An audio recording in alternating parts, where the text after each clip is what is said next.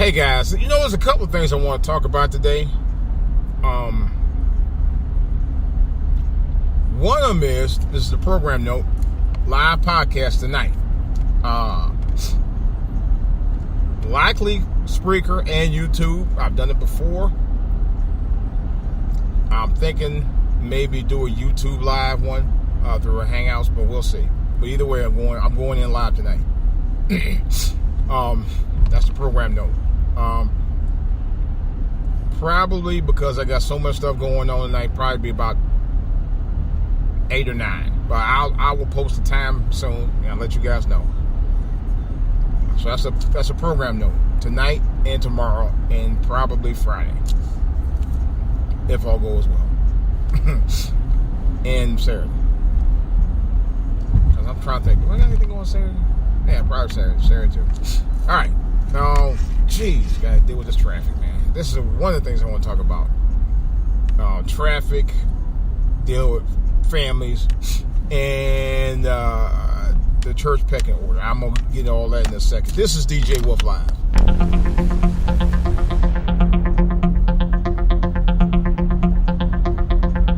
All right, guys. Like I said again before, happy Thanksgiving to everybody out there. I've talked about giving thanks. I did a special podcast last night about this. So let's get down to brass tacks. I've been going back to church for a number of years now. And I'm not pointing out anybody in particular, but I will say this. Some people who are so heavily into the church that they have a specific pecking order of who they will speak to and who they won't. This I know for a fact. I'm not going to say how this came up to me or not. This traffic is ridiculous today. I'm not going to go into great detail about it today. But I will say there is a specific pecking order for some people. If you're like a pastor or a deacon, usually they don't waste no time speaking to you. But if you're somebody that's in a lower pecking order, they usually don't say much. This I know for a fact. And it won't matter about what you're doing in there beyond that. And the reason why I say that, because I've been noticing that a lot lately. Number one. Number two,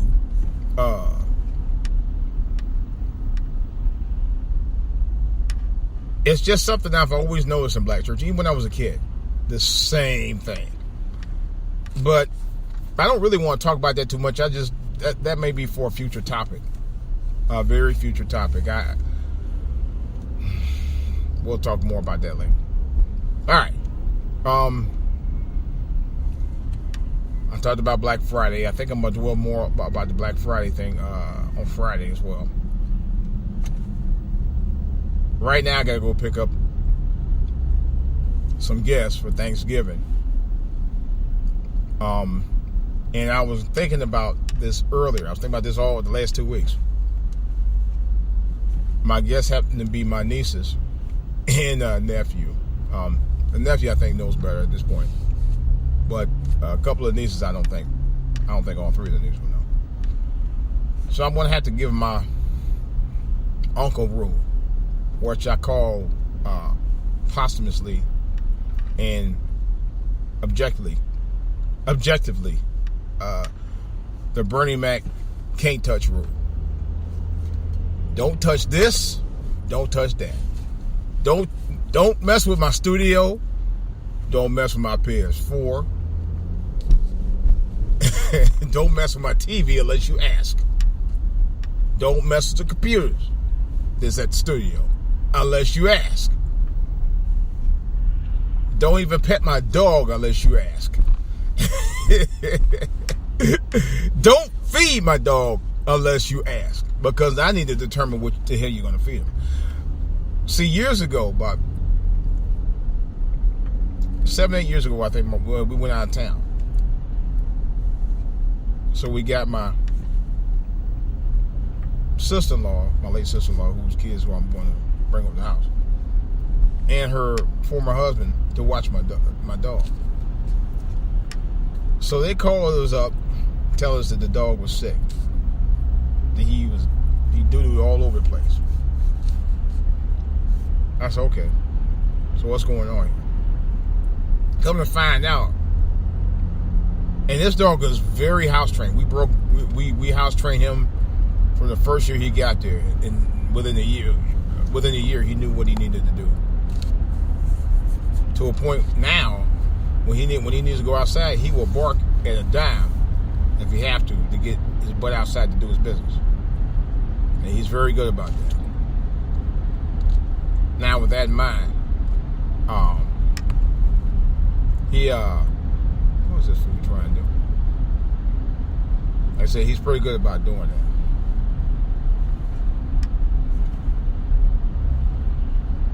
Does this fool see what he's doing out here? But come to find out, they were feeding him food, table food. Now, this dog has been on Rural Canine for 10 years since we had him. He hasn't really ate any other dog food. The only time he ate some other dog food was when he got sick a few months ago.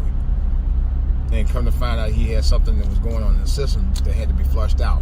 So we had to give him canned dog food. One of the very few times, matter of fact, one of the only times I've ever given him canned dog food. So anyway, we found out about them giving him that kind of food, and I was like, no, you can't give him table food. He's not built for that. He's a little dog, you know. But anyhow, I gotta give him the Bernie Mac can't do food. You can't do this. Don't do that. Can't, don't, do not. Don't pass go. That's basically what I want to tell them. Have to. You know, you get kids around from one spot that ain't used to being around a lot, much. Going somebody else's house who do a little bit more than what they would normally do in their house, especially somebody else's house that's not theirs. You know, and that's the situation I'm dealing with right now. I'm not complaining about that, but I gotta let them know, bottom line, there are rules to everything, you know. And I'm glad to have them over, you know. The one thing I thought about when my son had left to go to school and eventually move out the house was the empty nest syndrome that I had. We've had that for a long time. We had it for many years. I kind of missed the little pitter-patter of the kids, man.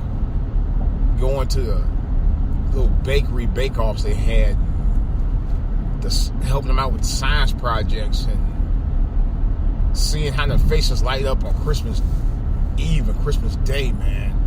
Watching little baby girls in the kitchen cooking cookies up, man, with their mamas. You know, very tender moments. Speaking of that, a church friend of mine has sent me a video. I actually posted on Facebook. I'm gonna look it up. I might post that online with her permission, of course. Of her and her granddaughter.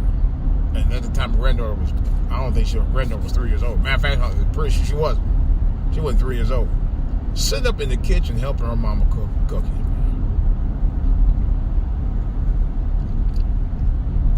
I'm gonna tell you, there's not a whole lot of stuff made me cry as an adult. I know I busted a couple of tears out when I saw that. Because it was very wholesome. It was very real.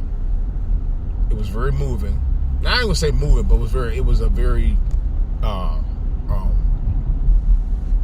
emotional moment for me. Because I remember as a kid, I used to watch my sister and my mother in the kitchen doing the same thing.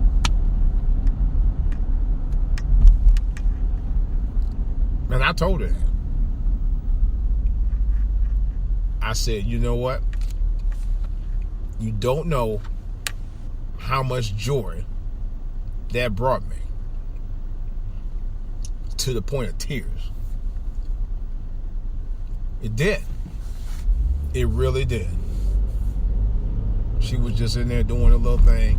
Like she knew what she was doing. Helping her mama out. Helping big mama out. And it's like, wow. See, that's the side of us that white people really don't know.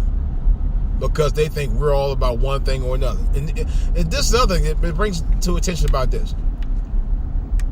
Which is why I do have a problem with white people. Because they always have this boxed in mindset of who we are versus who we really are. You know? All black people do is get girls, but get women pregnant, and they go out there and smoke weed, rob people, and kill people. No, that is not us. There are people in our culture that do that, but hell, there's people in every culture that does that. Let's be real about that. Don't single out just us. Now, I'll say that. And this ain't about being pro-black or anything. This is about telling the truth. You know. And that's why one reason why I'm going to try to get her permission to post that on YouTube, because I want people to see, or at least like a frame or something where I could, color it in or something. Where I want people to really know that that's what we are about. We are about love. And that's what the whole... Man, it's all the guys that call me with these wrong numbers all the time. God damn, Hector. Anyway, like I said, it was about love. It was about love. I'm serious. It was about love and nothing short of it. That's the point I was trying to make. That's why I said I gotta find something on a video somewhere, even if I have to videotape one of my nieces cooking with my wife. Just to prove a point. And that brings me to another point. I was watching the videos with Tommy Sotomayor taking his girls to go look for a kitten at the pet store just the other day. Now, don't get me wrong, it didn't bring me to tears, but it moved me to a point that this is a side of a guy that you don't know about, but you understand why he say what he says. And I've had some disagreements with Tommy, not a lot. I've had a few of them with him. There are some that I do have disagreements with. But one of the things I've always agreed with him on is about the importance of fatherhood. Because it is important. And that's, boy, that video the other video was talking about she wasn't with her father. I mean, her father is in her life that I know about. But it was the fact that her grandmother, not her mother, her grandmother took the time out and do something sweet with her and showed her, hey, you can do this too. You're young, you're still a little baby, but at least you are learning while you learn with me. And the grandmother took the time to show that to her. And I told her, I said, that was beautiful what you did.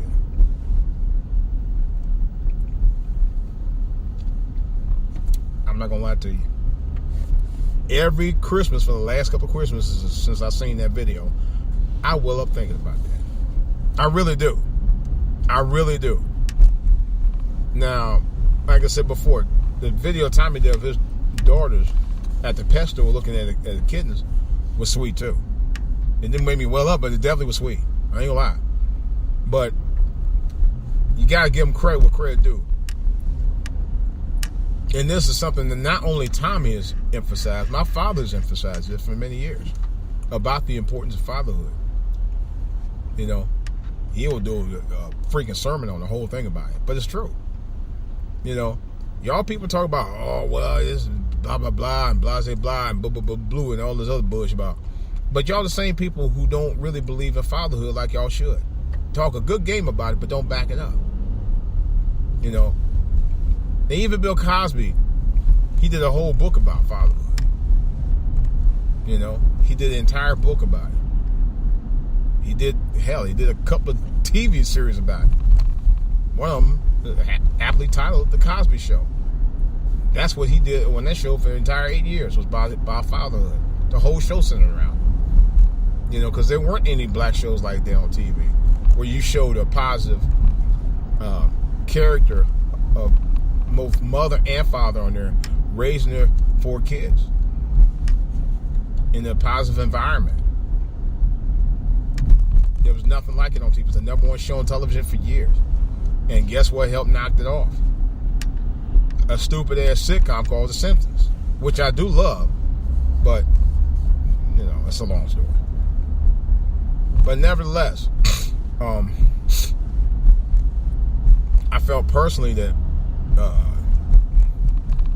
that show could have went on probably about another 3-4 years. But they claimed that Cosby was the one that gave up the series. I'm kind of thinking of different things about that right about now. But nevertheless, I think that the image of the black man on television and in films is still being compromised by white society. There's no doubt about that. And like I said, this ain't me preaching about being pro-black or anything like that. This is me preaching the truth. That's why this channel is called For On To Hear. I'm just telling it like it is. I really am. I'm telling it just like it is. Exactly like it is. Verbatim. Ver-fucking-batim. You know? And I have to keep it honest. I have to keep it honest. There's no other way I would do this. Nevertheless, the reason why I talk about it because it got rid of one of my favorite shows. And this show was getting huge ratings. This was Luke Cage Power Man, or aptly entitled The Luke Cage. This show showed a very strong, masculine black man. Now, I don't have a problem saying because it was the truth. A very humble, strong, masculine black man. You know, at that. But here's the irony of it. I'm not sure who actually was the writer of Luke Cage in the comic books. I think it was a white guy, but I'm not 100%. I know Black Lightning, I know for a fact was written by a white guy named Tony Isabella, who I actually met during his heyday of writing the comic book when I was a kid. He actually ran he ran a comic book store that I used to hang out called Cosmic Comics. I didn't even know he actually owned it. I know he had something to do with it because it was he actually ran a newsstand that actually sold the comic books too. So this is a guy who I actually met, and I'll get to that in a second about Black Lightning right quick. But the Luke Cage, you know, he was a guy cleaning up his city. He did a lot of things, a lot of positive things for his city to get it straight and his people, to help him out and set things right.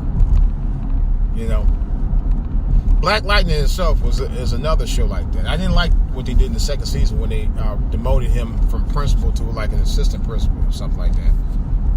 And then the principal who took over his position at the high school is totally emasculating, you know, in his secret identity or whatever, Jefferson, whatever his name, I forgot his name. And I think that's bullshit. I mean, almost to a point that he's being racist towards him. So I had a problem with that already. You know. But nevertheless, it does have a character where he's very heavily into his family and all of that. But they're messing with the show. There's a lot of nuances that they're doing to mess with the show right now, already in the second season. And it's a pretty popular show. It's still a good show. I think it might have lost a couple of brownie points, but it's still a good show. I still watch it. I still support it. I still support the cast of the show. It's a good show.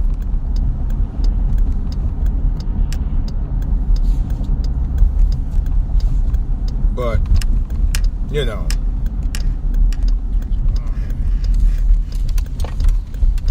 Yeah, so it is and so it goes.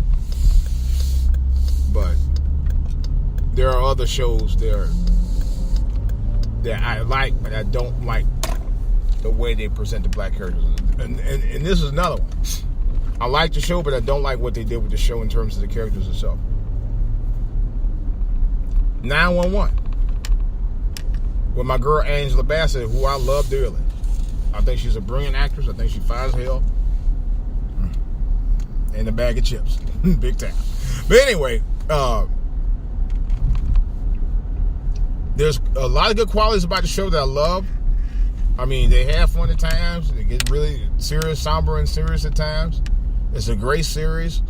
It has great action, great dialogue. Everything about it's good. Except the black characters on there are either male or female gay. It couldn't be just straight. Now, I can understand if, you know, okay, you got one. But they're all like that. The masculine, the men who were supposed to be, you know, this is what I'm understanding. The masculine guys in the show are white. The black guys who are on the show are gay. You know, and if they're a strong black female, they're gay too. You know. That's just one show. I've seen a few shows. Like, matter of fact, every black male character has been on this show. The ones I've seen on 911, at least the ones I can recall that they've shown in there, most of them are gay. You know, it's not the only show either. There's a few shows like that, but that one in particular that I happen to like. But there's some issues with some of the other shows I've seen too, and they're very stereotypical. All American, by a guy who actually played trannies. Yeah, Taye Diggs, who I do think is a phenomenal actor. Don't get me wrong. But he do play some suspect roles. And he has done it. Nevertheless, he plays a head of a football team out in Beverly Hills somewhere. I haven't really been in a show like that. So he recruits this guy, a young man from Compton, to go play for his team. All right. But it's so many stereotypes on this show, it's not even funny. It's a lot of them. Of course, it's on the CW, that used to be the WB, so it's Black Lightning. And I'm not going to give away too much, because I saw a couple of the episodes, and already I was like, this is stereotypical all day. All day. You know. The young man, of course, comes from a single family, mom and all that. Oh, speaking of stereotypes, you know Tarjay, I saw this myself was it, I think it was the other night, or last night, where they had this ad out. Okay? The ad shows 4 sets of families. Of course, the one set is a complete whole family. White family, mother, father, daughters, and sons. Alright? Then they showed a black family. Being a mother and her kids. Then I remember it was them. It was a gay couple where they showed the 2 guys and their kids. But it was one other couple. I can't remember who the other couple. I had to go back and look. I probably had to do I had to post it and do another story on that. But I know it was like 4 couples. I don't remember who the other couple was. But it was so stereotypical, it wasn't even funny. And this was a major ad for Tarjay. I was like, here we go. Here we go. Already a stereotypical about who, you know. And this is obviously from somebody who had to be white, who did this ad. Because that's their view. They don't view us as being normal. They view us as being, this is what y'all about and nothing else. It's funny that they can view their life as being normal, but everybody else has got to be something about them that just ain't quite right. You know, that's the point I'm trying to make with that. And this is the point I'm trying to make about this. We're just like everybody else. We have ups and downs, good days, bad days. We celebrate like everybody else. We celebrate all our holidays like everybody else. Mainly y'all's, but that's another story. And yet we still get no love. We helped put in the first black president of the United States. And this guy was no schlub. I give former President Barack Obama credit for credit's due. He was no schlub. He was a guy who taught law at Harvard. At Harvard. Okay? Not no funky funk university or nothing like that. I mean, you know, college. Funky funk community college. He taught at Harvard. Yes, the Harvard. And what I don't understand is, why is that okay for somebody to be able to do that, yet you still didn't respect him? You still didn't respect this guy at all. No matter what he did.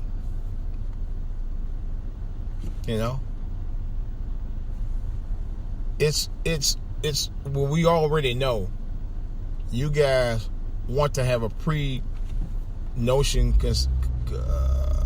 determination about who we are, but you don't really know us. We're all about love.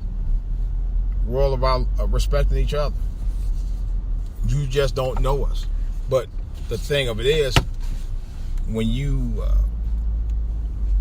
take resources away from communities deliberately and on purpose, people tend to act a certain kind of way.